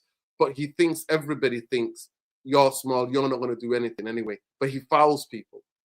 He speaks things to foul people. Herrera wasn't that big. Roy Keane wasn't that big. Herrera is a special type of midfielder. Yeah, Herrera is a special. The tenacity, Mason the Mount. aggression. We're talking about the level of aggression and the ball-winning ball ability, Jarvis. Mason Mount was always grabbing people. He's always kicking people. He's always late.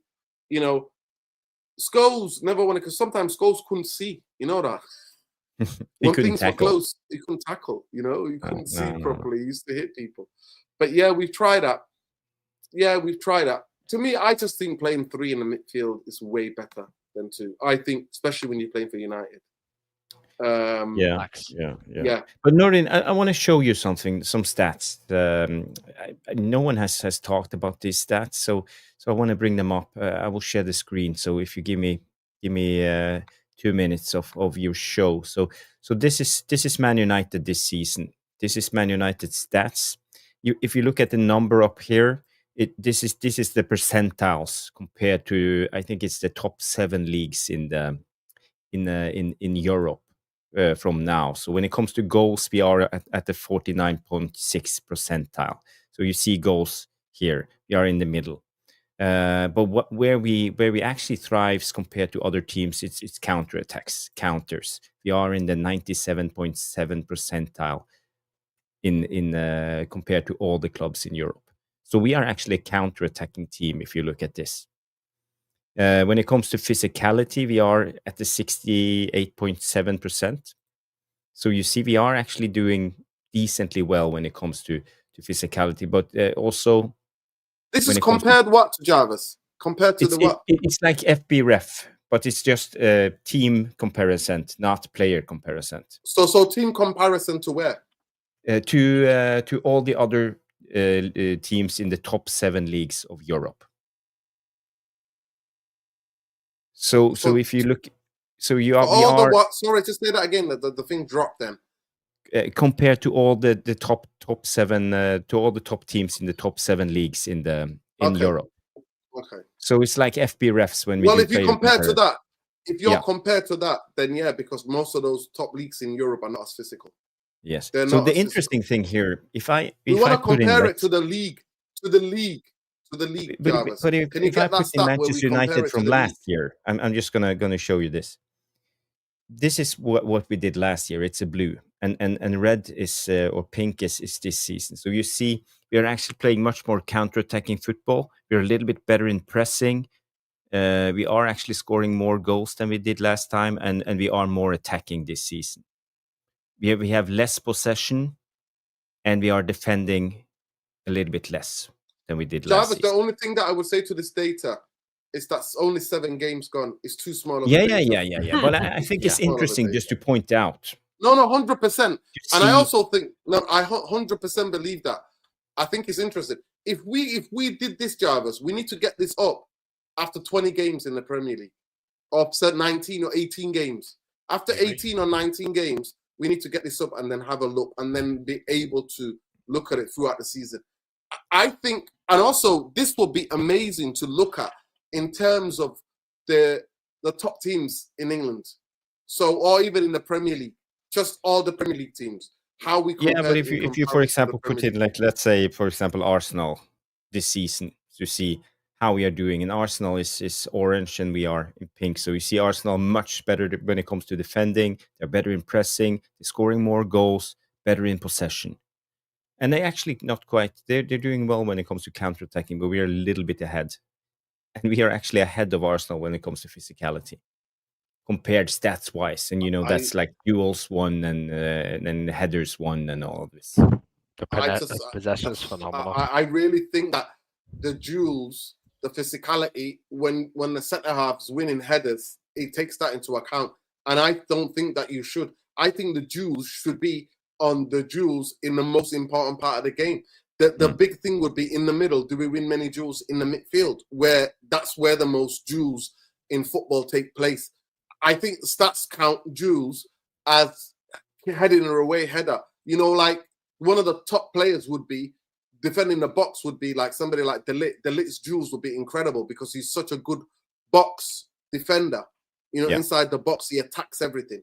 So there's a lot of explanations for stats. I'm not stat no. I think it's interesting, definitely. But I think it's interesting, and if people are interested in stuff like this, I'll put the link in the chat so you can go and check out, and you can compare yourself with other teams, with other seasons, and see how we are actually doing. But you got to keep in mind it's only the first 7. It's also the context for me. The big context matters. Yeah.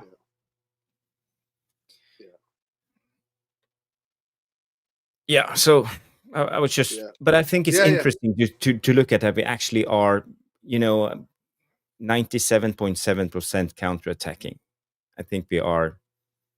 How we reverting back? Is that why we are starting to win games. We play more direct. We play counter-attacking. We play more in I think transition. it makes sense. I think definitely. I really think a lot of us. I didn't miss it, but a lot of people missed. Ruben Amorim, after one of the games, I think we beat Burnley. He came out in the presser afterwards, and he said at Old Trafford, especially home games, they want to play quick. You have to engage the crowd, and we have to get the ball forward quickly. We have to get it in the box. We have to have shots. We have to do this. It's like This is listening what to he Ole, said. play the United way. Honestly, this is what he said. Yeah. This is what he said. He said to engage the stadium.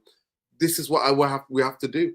And that's what he's been doing. I think away from home, we saw that. Who did we play away against? Fulham. We played for 15, 20 minutes. We didn't do shit all after that.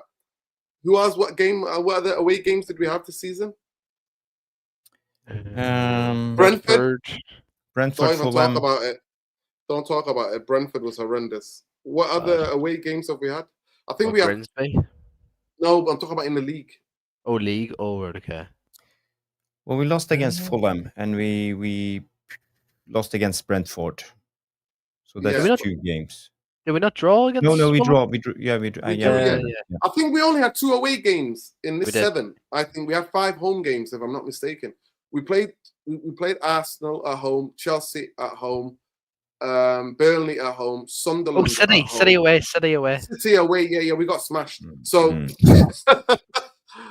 so we've our 3 away games. We've got smashed. Other than Fulham, and if Fulham had quality, they would have smashed us, but they controlled the ball. Jarvis's boy controlled us, absolutely controlled us. Sanderberg took the piss out of us.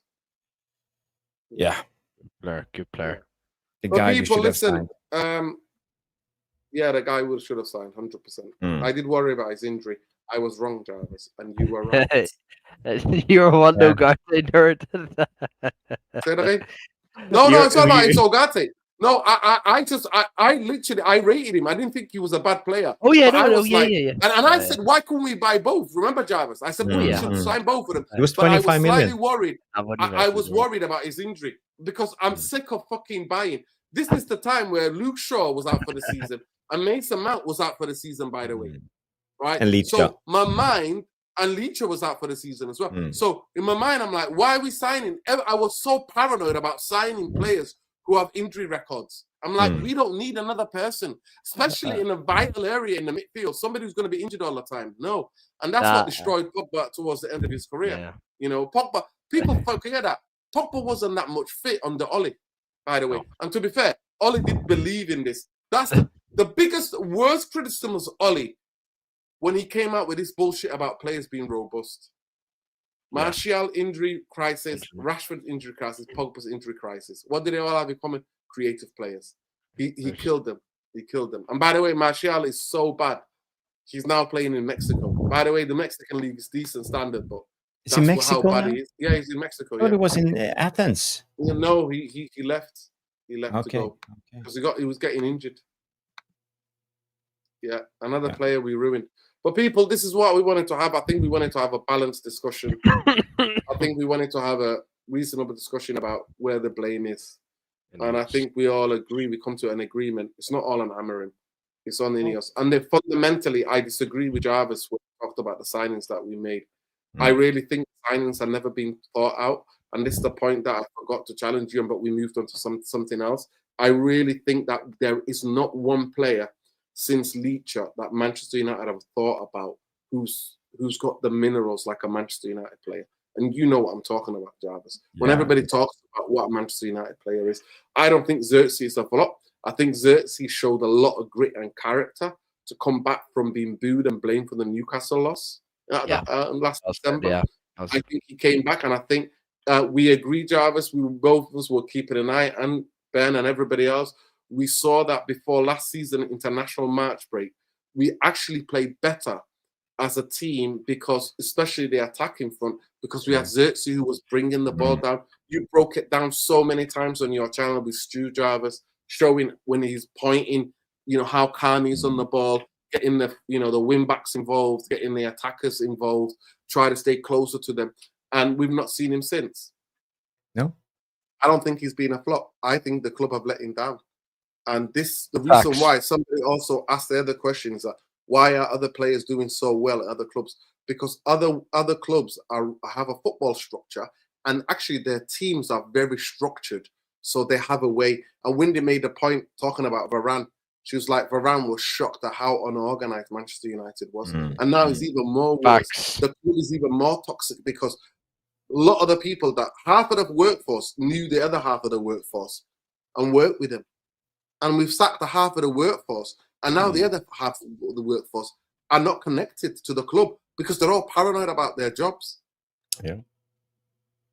Yeah. So I genuinely do think things are going to have to get worse before they get any better. And I do not trust this board to get the next coach. No way.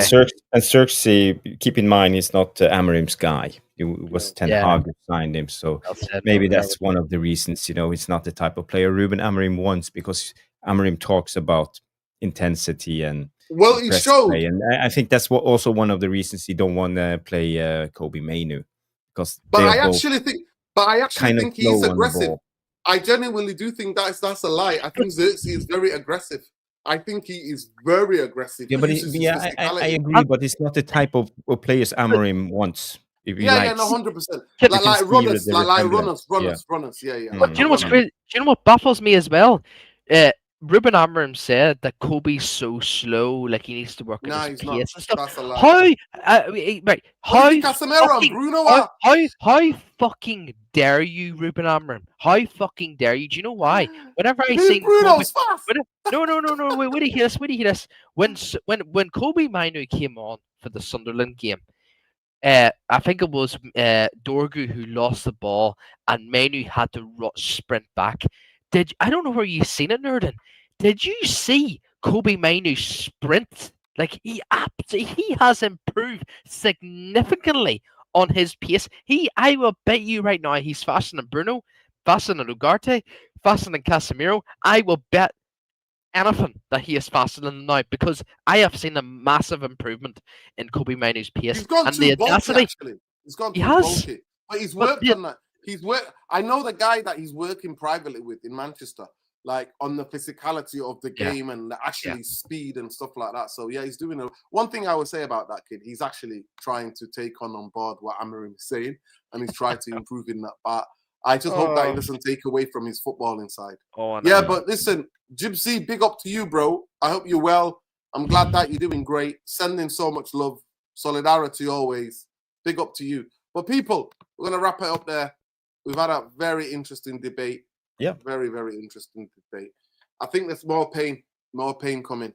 We just pray that somebody gets us out of our misery. And I think that I blame the toxicity in the fan base within the football club. Yes. And the way the football club is run. Yeah. So well said. Yeah, it all goes back to where all roads roll back to the board and the owners. And we are where we are. Yeah. But big up Jarvis. Make sure you check him out on X, BOLEB, not P, BOLE77. Make sure you check him on there, Jarvis.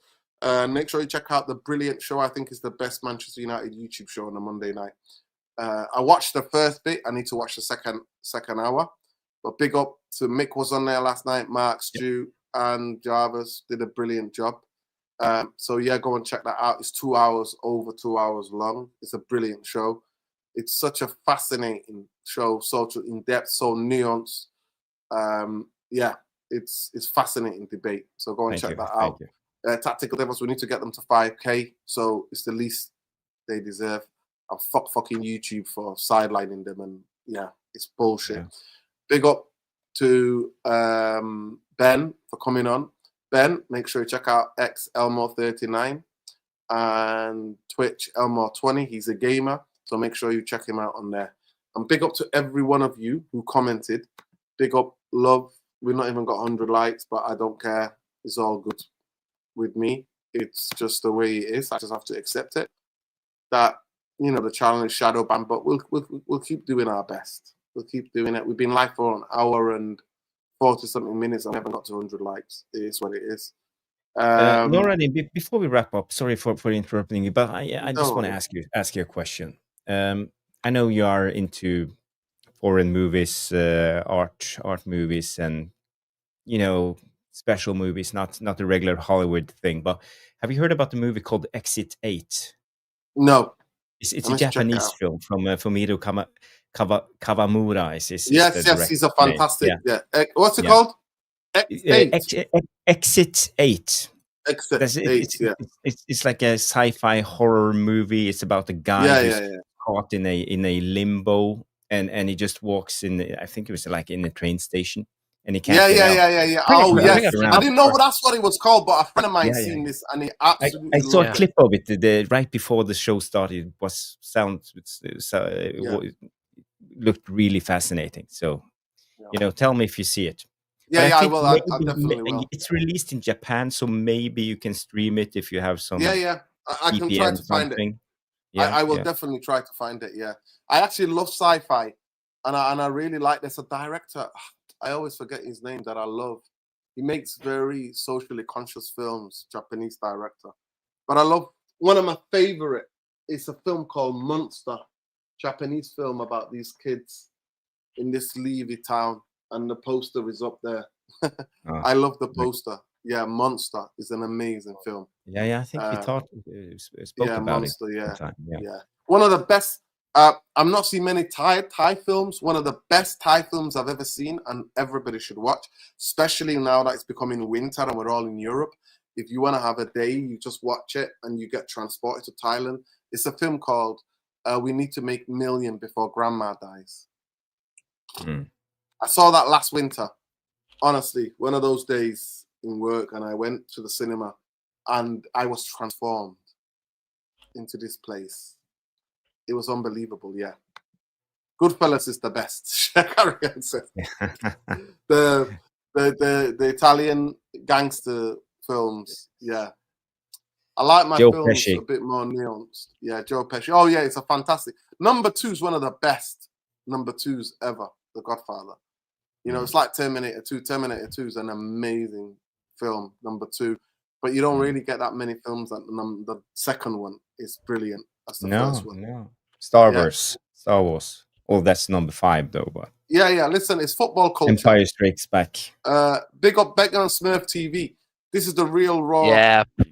Real therapy. This is the red real. This is raw. Is real. Is red. Yeah. And that's how it is sometimes. Football culture. Yeah. Football working class culture is swearing. It is.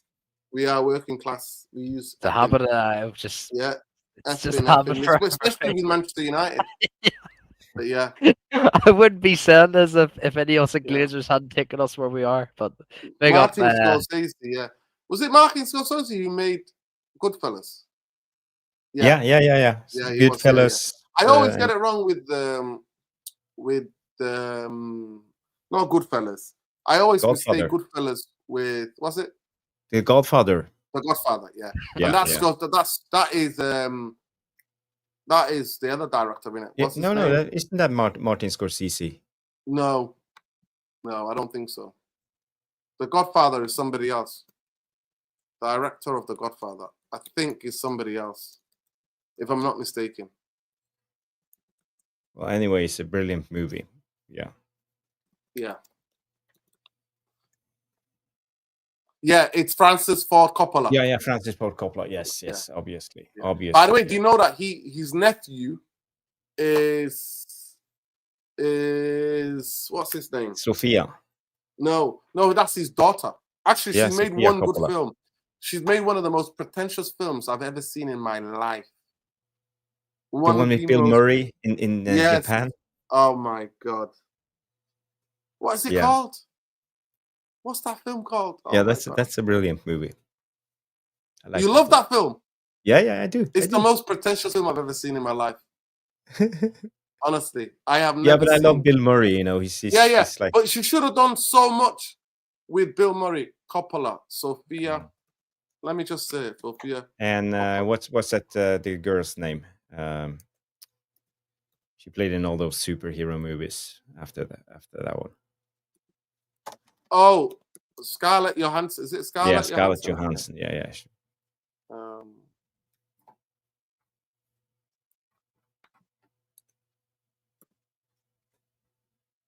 Yeah, Sofia Coppola. Films she's directed. Lost in Translation. It's one of the worst films. Yes. So her best film for me is for the Virgin Suicides. That's their best film. I'm off, guys. That Peace, is by the their way. best Big film. up, everyone. Yeah, big up to Big you, up, man. big up. But yeah, up. I could Have a good talk night. film over here. Big up, Ben. Appreciate you. Love. Listen. But yeah, we'll do a. You know what? Actually, we'll do a thing. We'll do a show talking about film. How about that? Not international. I agree. break. I agree. Let's do a film. Bring everybody. I'm gonna tell everybody. Bring 2 films, your favorite 2 or 3 of your favorite films, and then we can have an hour and a half discussion about it. Mm-hmm. Yeah, but Favorite people, actor, is what it is. favorite movie, top 5 lists. Yes. Best movie experience. Free Haiti, Sudan. Free Palestine. Bless her. Free Haiti, Congo, Sudan. Everywhere where people are oppressed people. Solidarity with the people getting genocided. We keep their flags flying high. That's what we do. We do, man. We keep their flags flying high. Solidarity with the Palestinian people always. Big up to Sheikh Harriet. Do you remember you and Irfan were supposed to do politics channel still? Yeah, one day we hope. Tom and Bumbaye included. Unfortunately, Bumbaye is not. I've never heard from Tom ever again. I just hope he's all right. I pray that Tom's all right. Big up to you, man, Haitian King. But yeah, big up to everyone. Please smash a like on your way out. Subscribe to the channel if you're not already subscribed. Like I said, go and check out the Tactical Devils. They did a 2-hour show last night. Yep. Plus show, and you need to watch it. It's a brilliant. A lot of it leading with the Wayne Rooney comments and broke down everything else, what's going on at Manchester United. So yeah, people need to go and check that out. Big up to everybody. Big up to Sheikh Arian. Big up to all the mods. Big up to everybody else. Big up to everybody. Big up. Just saw the clip from Exit number 8. No. I don't know what that means, but yeah, it is what it is. But love, it looks kind of love. creepy. Yeah, there's a guy love and light. walking around there, and he follows you all the time. So yeah. Yeah, big up Monty. Go and watch it back. Like that video of Tactical Devils, and make sure you share it. Love, peace, love, and light, people. Look after each other, and we'll see you in the next one. Peace.